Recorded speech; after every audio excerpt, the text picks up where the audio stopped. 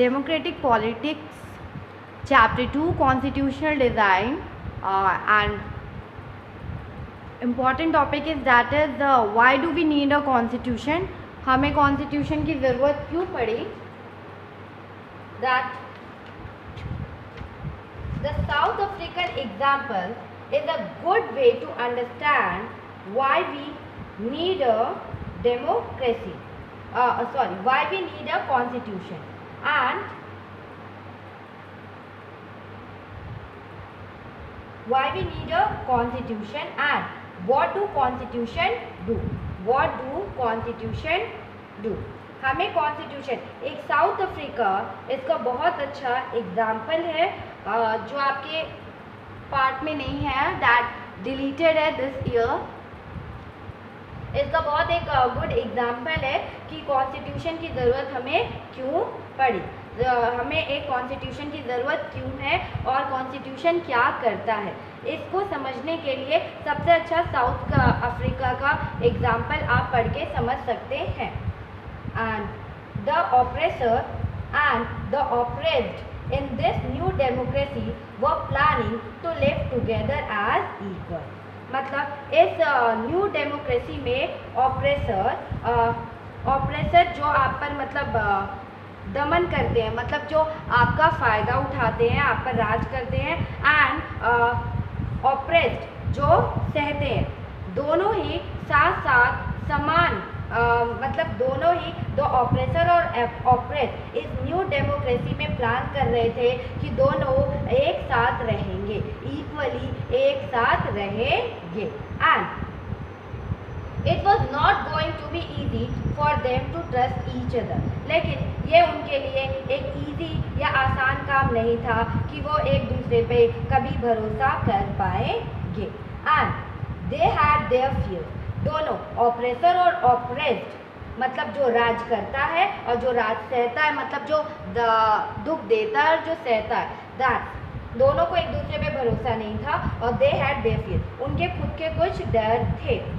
And they wanted to safeguard their interest, वो चाहते थे कि उनके इंटरेस्ट को सेव किया जाए। दे वांटेड कि उनके हितों की मतलब उनके इंटरेस्ट, उनके हितों की रखवाली चाहते थे कि उनके हितों को सेव करके रखा जाए या उसको गार्ड किया जाए। The black majority was keen to ensure that the democratic principle of majority rule was not compromised। मतलब जो ब्लैक मेजॉरिटी वाले पीपल्स थे, जो black majority was keen to ensure, वो इंश्योर थे कि that the democratic principle of majority rule was not compromise. जो black colour वाले जो लोग थे वो इस बात पे बिल्कुल अटेंटिव थे कि डेमोक्रेसी में जो मेजॉरिटी के साथ रूल करता है उसके और डेमोक्रेटिक प्रिंसिपल ऑफ मेजॉरिटी, जो डेमोक्रेटिक प्रिंसिपल है मेजॉरिटी के रूल का, उससे कॉम्प्रोमाइज़ नहीं किया जा सकता, उससे कोई भी कॉम्प्रोमाइज़ नहीं कर सकता, क्योंकि डेमोक्रेटिक में कुछ पॉलिसीज़ हैं, कुछ सिद्धांत लिखे गए हैं जिसके साथ आप कितने भी मेजॉरिटी में आप क्यों ना हो उसके साथ कॉम्प्रोमाइज़ नहीं किया जा सकता। And they wanted substantial social and economic right, वो क्या चाहते थे, अपने लिए एक सब्सटेंशियल सोशल और इकोनॉमिक राइट्स को वो चाहते थे, सोशल राइट और इकोनॉमिक राइट्स को चाहते थे। And the white minority was keen to protect its privileges and property. मतलब ब्लैक जो थे, जो साउथ अफ्रीका में हुआ कि ब्लैक को, जो ब्लैक कलर के लोग थे उनको झुकाया जाता था, उनको डोमिनेट किया जाता था, मतलब जो वाइट पर्सन थे वो डोमिनेट करते थे, उनको झुकाते थे। बट और जो ब्लैक लोग थे और वाइट पीपल्स माइनॉरिटी में थे, ब्लैक पीपल्स मेजॉरिटी में थे, फिर भी वाइट पीपल्स की ही बात हमेशा मानी जाती थी एंड ब्लैक पीपल्स की बात नहीं मानी जाती थी। और जो वाइट पीपल्स थे वो माइनॉरिटीज़ में थे, तो वो चाहते थे कि हमारी जो प्रॉपर्टीज़ है, हमें जो प्रिविलेजेस दिए गए हैं वो हमसे ना छीना जाए, वो हमसे ना छीना जाए, ये वो चाहते थे। And after long negotiations, after long negotiations के बाद क्या हुआ, जो बोथ पार्टीज थी वो एग्रीड हो गई कॉम्प्रोमाइज़ करने के लिए। देखिए यहाँ ऑप्रेसर कौन था, जो वाइट पीपल्स लोग थे, और ऑप्रेस्ड कौन था, जो ब्लैक पीपल्स लोग थे। और उसके बाद यहाँ पे क्या हुआ, इन दोनों में काफ़ी लंबे टाइम तक काफ़ी बात चला, और बात होने के बाद दोनों ने एक कॉमन सा रास्ता ढूंढ लिया, मतलब कॉम्प्रोमाइज़ कर लिया।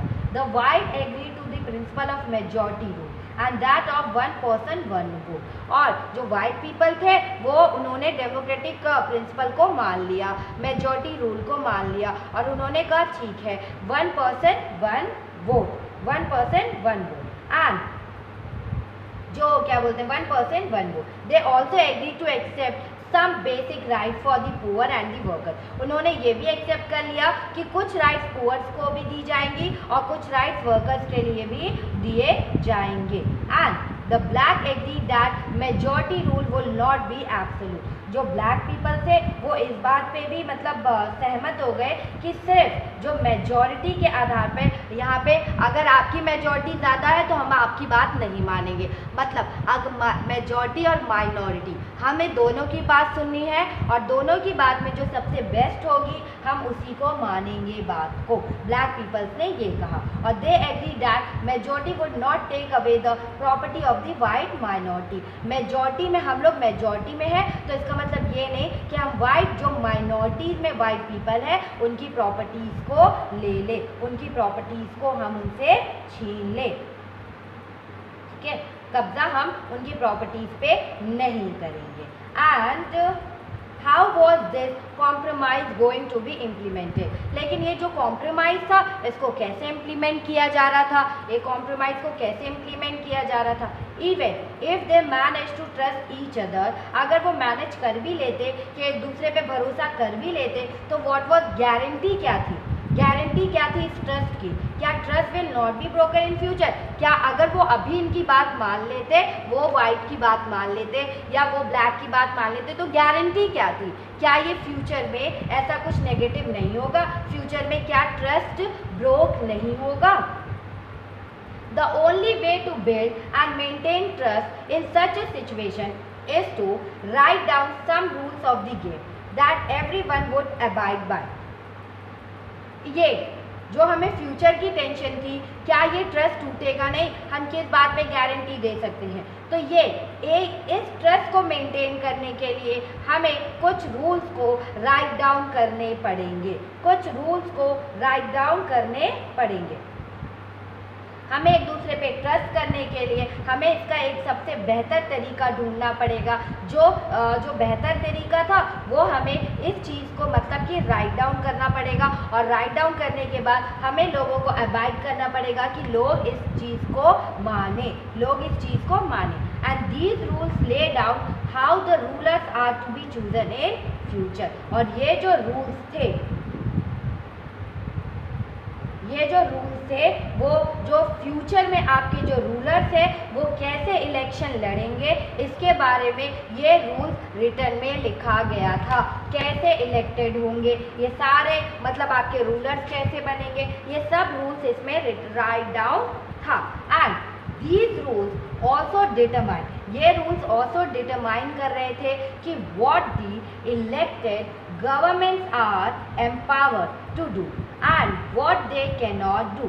और इस रूल्स में ये भी बताया गया था जो इलेक्टेड गवर्नमेंट आएगी पावर में, उन्हें क्या करना चाहिए और क्या नहीं करना चाहिए, वो क्या क्या कर सकती है और क्या क्या नहीं कर सकती है, ये सब रिटर्न में था। और फाइनली ये सब किस में था, रिटर्न में। And finally these rules decide the rights of the citizen. और इन रूल्स ने ही फाइनली डिसाइड किया हमारे राइट्स को, इन रूल्स ने ही फाइनली किसको डिसाइड किया, हमारे राइट्स को, मतलब हमारे सिटीजन्स के राइट्स को। And these rules will work only if the winner can not change them very easily.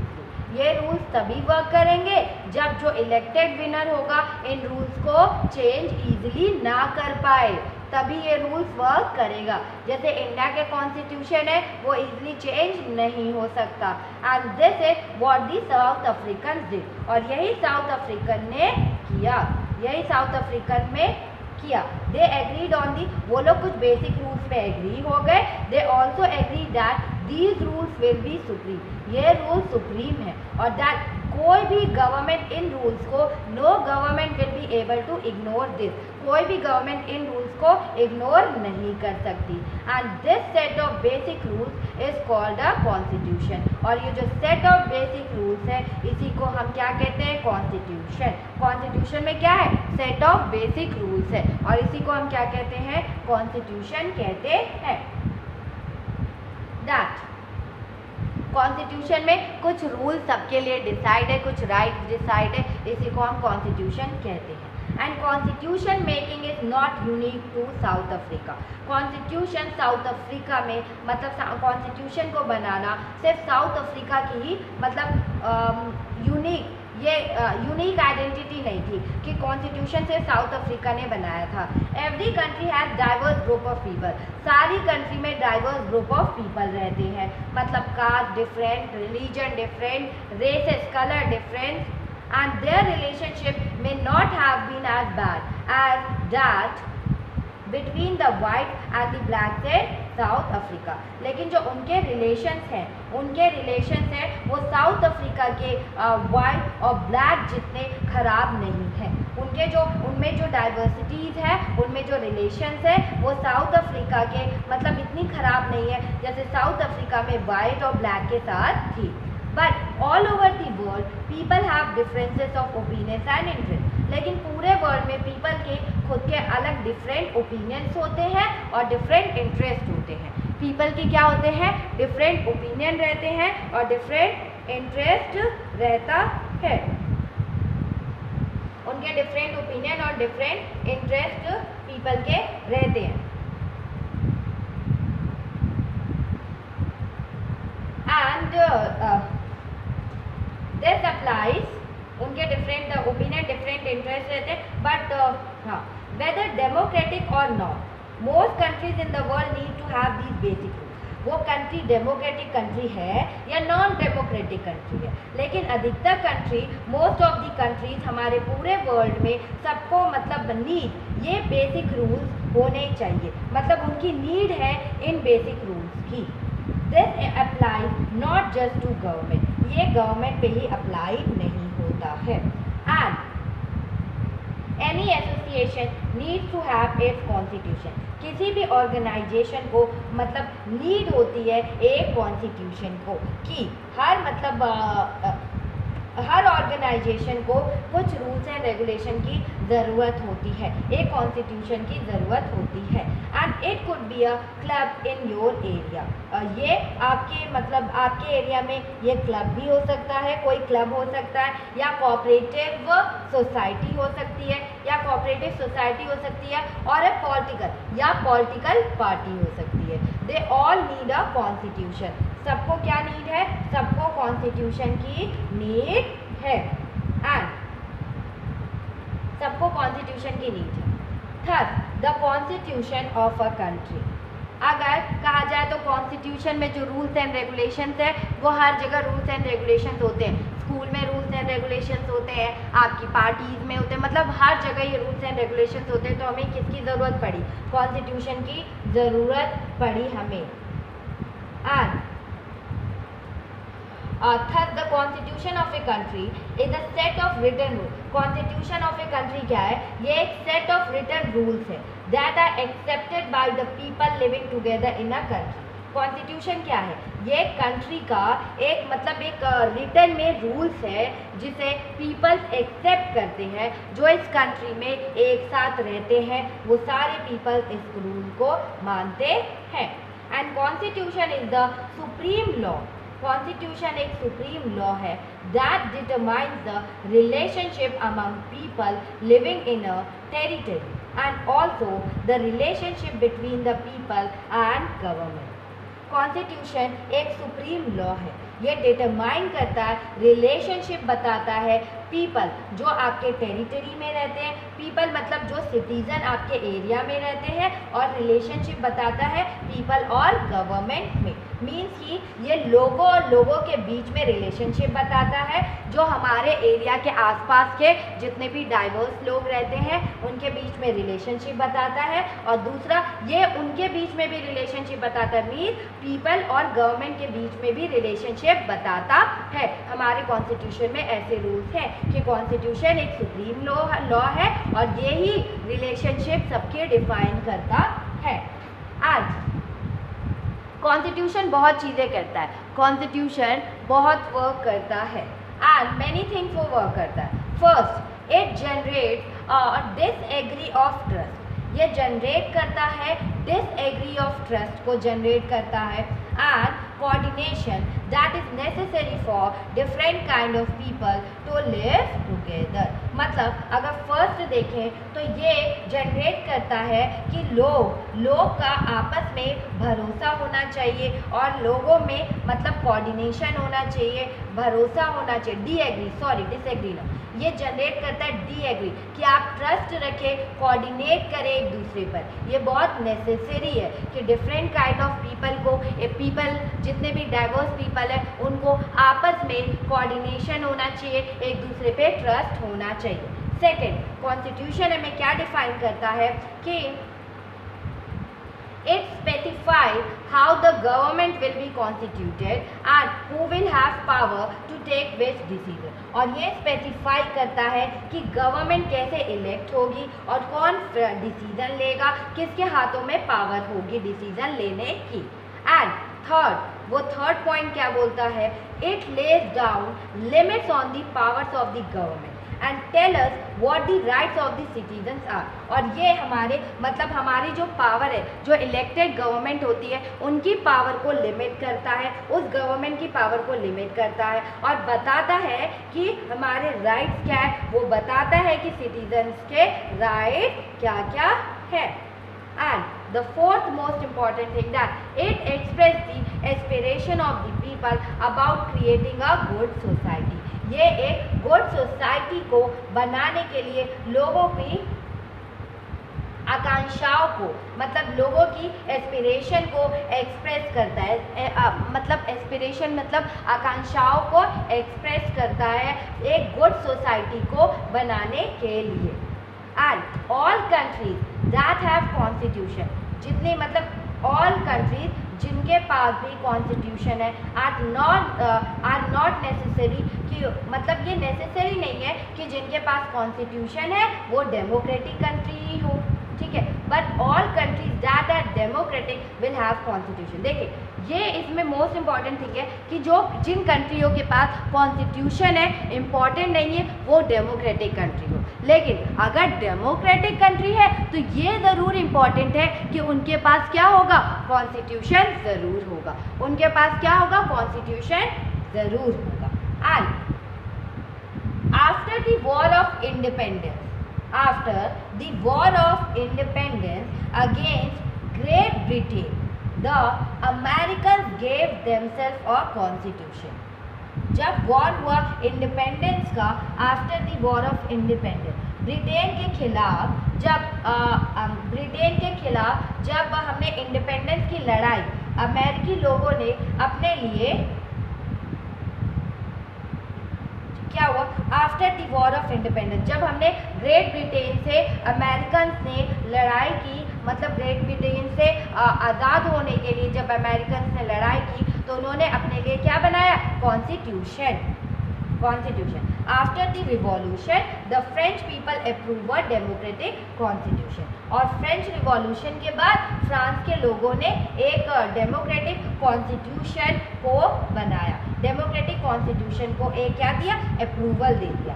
Since then it has become a practice, और ये प्रैक्टिस में हो गया कि डेमोक्रेसी टू हैव अगर डेमोक्रेसी है तो वहाँ पे कॉन्स्टिट्यूशन ज़रूर होगा, लेकिन कॉन्स्टिट्यूशन जहाँ है वहाँ पे हम ये नहीं कह सकते कि वहाँ पे डेमोक्रेसी भी होगी।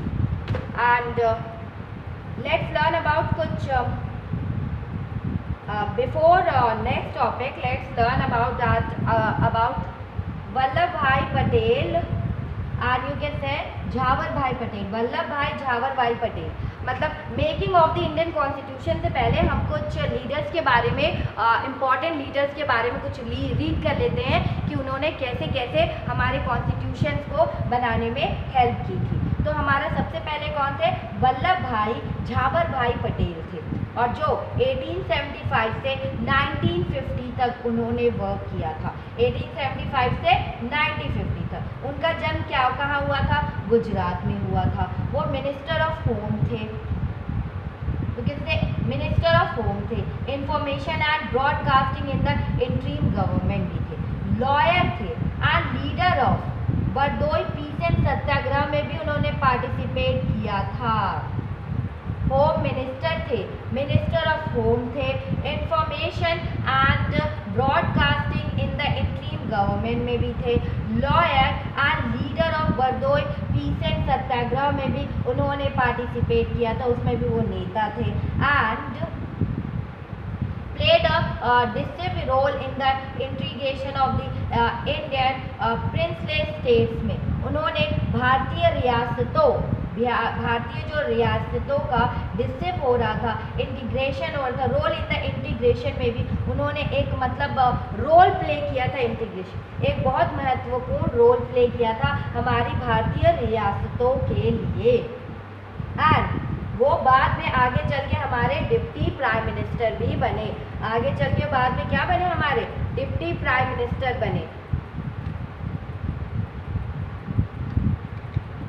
वल्लभ भाई झावर भाई पटेल। एंड जो सेकेंड थे अब्दुल कलाम आजाद।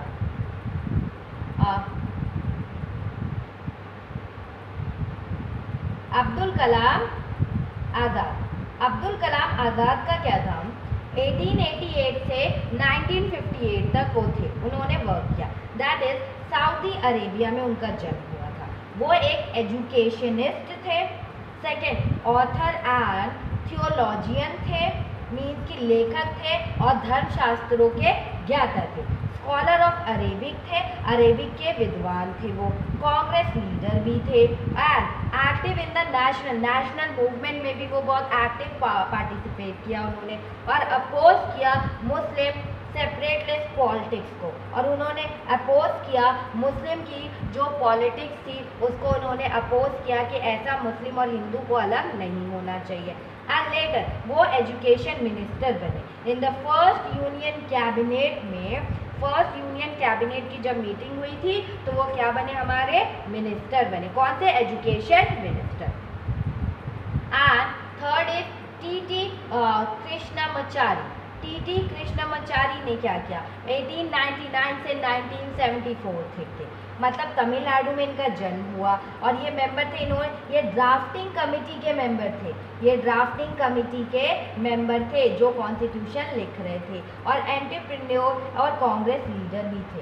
ये एंटरप्रेन्योर भी थे, कांग्रेस लीडर भी थे, और बाद में ये फाइनेंस मिनिस्टर बने थे। यूनियन कैबिनेट में उन्हें फिर क्या बनाया गया था? फाइनेंस मिनिस्टर बने। और आफ्टर दैट हमारे राजेंद्र प्रसाद है, जो सबको पता है कि राजेंद्र प्रसाद हमारे फर्स्ट प्रेसिडेंट ऑफ इंडिया थे, और 1884 से 1963, और उनका जन्म कहाँ हुआ था? बिहार में हुआ था। वो प्रेसिडेंट थे, हमारे कॉन्स्टिट्यूएंट असेंबली के भी प्रेसिडेंट थे, हमारे इंडिया के प्रेसिडेंट थे और कॉन्स्टिट्यूएंट असेंबली के भी प्रेसिडेंट थे। वो लॉयर भी थे and known for his role in Champaran satyagraha, और जो उन्होंने चंपारण सत्याग्रह में जो रोल उन्होंने प्ले किया था उसके लिए वो बहुत फेमस हुए और जाने जाते हैं। उन्होंने बहुत इम्पोर्टेंट रोल प्ले किया था। And 3 times the president of Congress रहे, वो 3 टाइम्स कांग्रेस के प्रेसिडेंट भी रहे। एंड लेटर द फर्स्ट, और बाद में वो इंडिया के ही प्रेसिडेंट बन गए। इंडियन कॉन्स्टिट्यूएंट असेंबली के भी प्रेसिडेंट थे, 3 टाइम्स कांग्रेस के भी प्रेसिडेंट रह गए, लॉयर भी थे। चंपारण सत्याग्रह में भी उन्होंने बहुत अहम रोल प्ले किया था। देन हमारा नेक्स्ट जो आते हैं वो जयपाल सिंह। नेक्स्ट हमारे कौन है, जयपाल सिंह। 1903 से 1970 तक उन्होंने अपना वर्क किया और वो उनका जन्म कहाँ हुआ था, झारखंड में। ये एक स्पोर्ट्स पर्सन थे और एजुकेशनिस्ट थे, मीन्स के शिक्षाविद थे और कैप्टन ऑफ द कैप्टन थे फर्स्ट नेशनल हॉकी टीम के and founder president of the Adivasi Mahasabha. और ये जो फाउंडर मतलब आदिवासी महासभा के फाउंडर थे, प्रेसिडेंट थे वो, और later founder of Jharkhand party के भी वो फाउंडर बने। एक ये सबसे इम्पोर्टेंट कि ये कैप्टन थे हमारे नेशनल हॉकी टीम के और इन्होंने ही फाउंड किया था झारखंड पार्टी को और आदिवासी को भी, महासभा को भी। एंड हमारा नेक्स्ट है H.C. मुखर्जी। H.C. मुखर्जी 1887 से 1956 तक उन्होंने काम किया। उनका जन्म हुआ बंगाल में। वो वाइस चेयरमैन थे हमारे कॉन्स्टिट्यूएंट असेंबली के और हमारे जो प्रेसिडेंट थे कॉन्स्टिट्यूएंट असेंबली के वो राजेंद्र प्रसाद थे। ये वाइस चेयरमैन थे हमारे कॉन्स्टिट्यूएंट असेंबली के। रेप्यूटेड ऑथर भी थे, एजुकेशनिस्ट भी थे, देन कांग्रेस लीडर भी थे और member of all Indian Christian counselling के मेंबर भी थे एंड बंगाल लेजिस्लेटिव असेंबली में भी और बंगाल लेजिस्लेटिव असेंबली के भी मेंबर थे और बाद में इन्हें वेस्ट बंगाल का गवर्नर बना दिया गया। बाद में इन्हें क्या किया गया, बाद में इन्हें वेस्ट बंगाल का क्या बना दिया गया, गवर्नर बना दिया गया।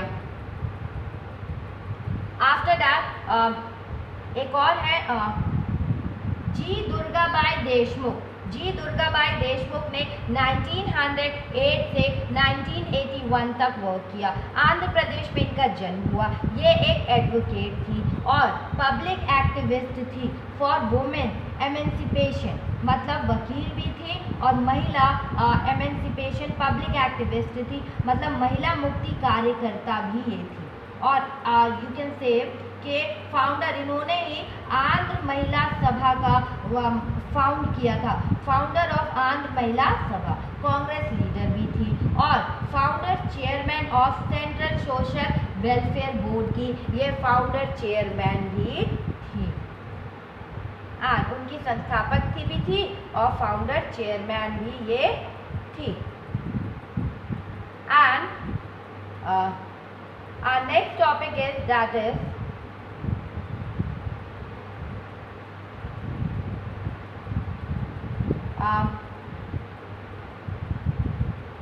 Vallabh Dev.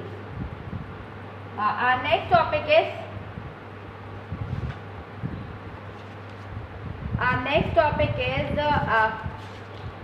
making of the Indian Constitution. Making of the Indian Constitution.